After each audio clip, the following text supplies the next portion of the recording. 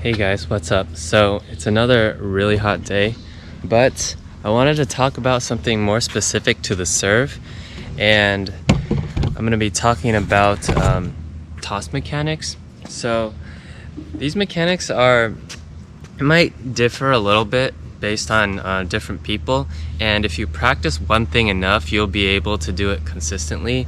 But I'm going to try to give you some tips to decrease the variation of your toss. Okay, because a lot of people have trouble with tosses, especially beginners, and even some more advanced players or like players that have played for a while, their tossing arm will hurt their serves more than it'll help them.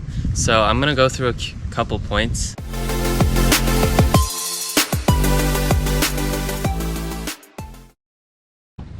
Let's start with arm length and extension, okay?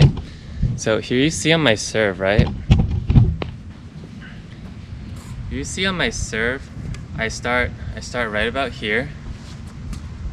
And when I toss, my arm basically stays straight the whole time up to full extension. So you're gonna see right from here, I'm here, and I stay up full extension. Okay, I see a lot of more amateur players when they toss the ball, sometimes they'll bend, they'll toss it, they'll flick their wrist like this, they'll push it out like this. Those are all gonna cause a lot of variation in your serve, because by doing this or pushing out, you're gonna have to control the muscles every single time exactly the same, and when you're nervous, it's gonna be hard to do that. So if your arm is just here and you're just bringing it up every time, at least the path will be the same. Okay, so here, okay. So the next thing I wanted to talk about is the point of release. I think a lot of people struggle to toss where they want to because this is something a lot of people don't realize or even think about, is where are you releasing the ball, right? If you toss, put this behind me so it's easy to see.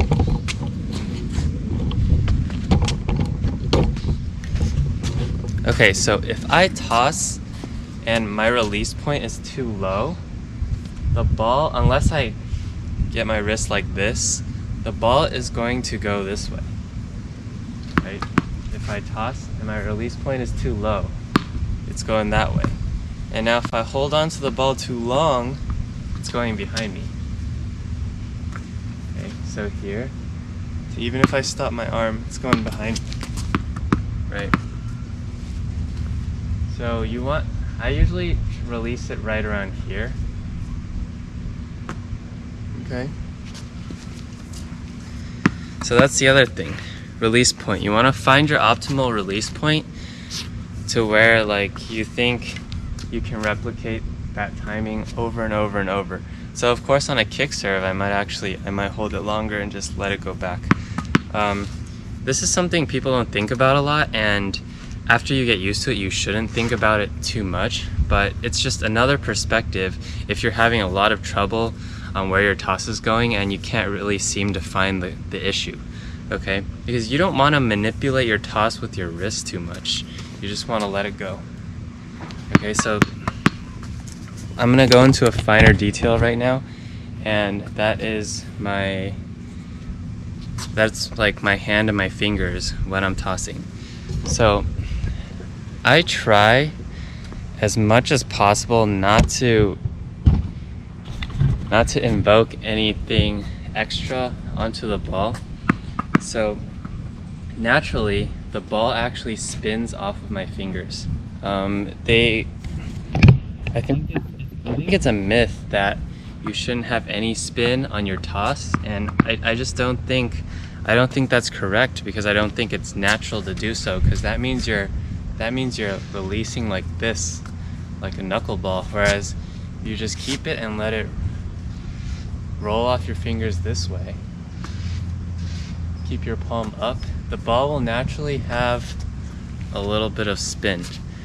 And that also makes it so it's not effortful to get the ball to a certain height. If you're like this every time and trying to knuckleball your toss, it gets effortful because you also have to do this finger motion the exact same every single time, and I don't think that's efficient, right?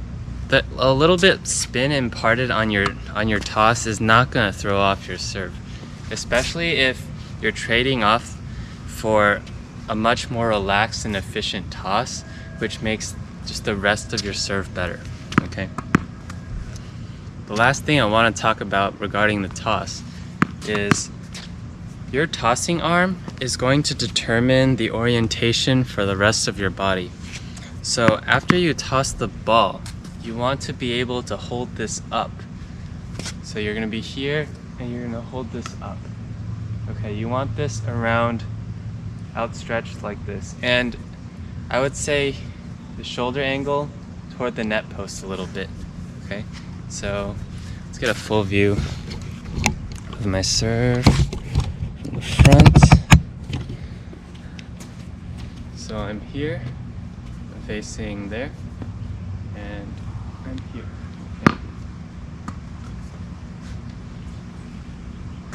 Okay. You want to hold it all the way to the top, and it's going to be at a slight angle to your right or to your left if you're a lefty. Let me show you from behind.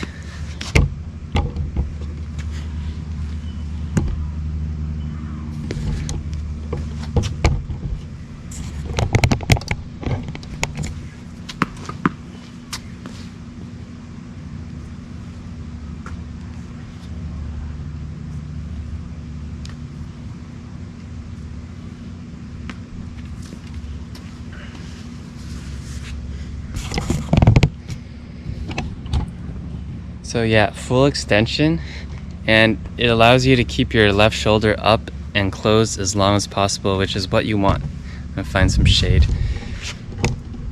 So hopefully I've given a little bit more perspective on the tossing arm. There's so many things that can be said about just this part of your serve, and oftentimes when people struggle to find rhythm, balance, and contact point, it's actually because their left side is messing with them, not allowing them to balance, not allowing their shoulders to be in the correct orientation.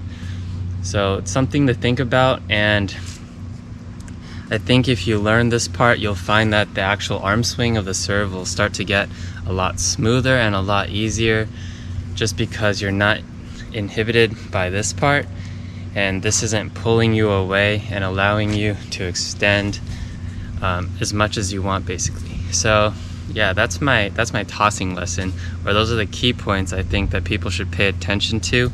Of course, take it one step at a time.